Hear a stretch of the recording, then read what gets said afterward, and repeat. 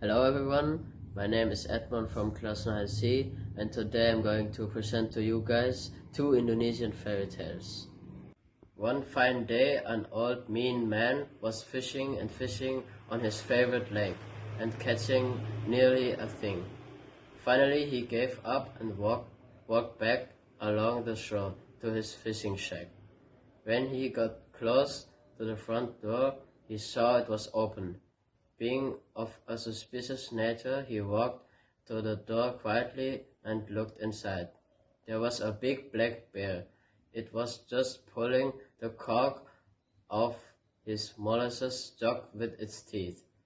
The molasses spilled all over the floor, and the bear rubbed his paw in it, smearing it all over. Well, the old man was not the timid sort.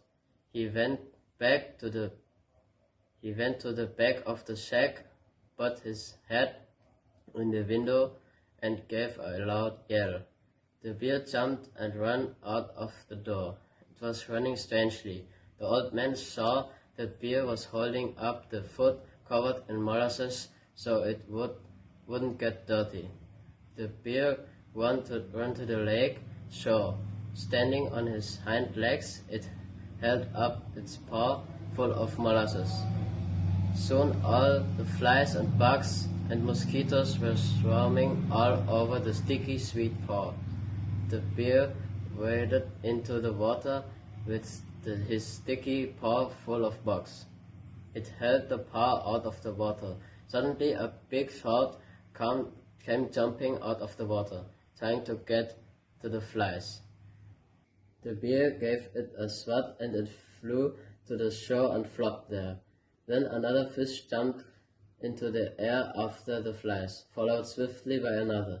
Every time a fish jumped after his paw, the bear coughed it ashore. Soon it had a large pile. Finally the bear decided he had enough fish and waded to shore. The bear had caught a mess of fish any fisherman would envy. The old man had caught nothing.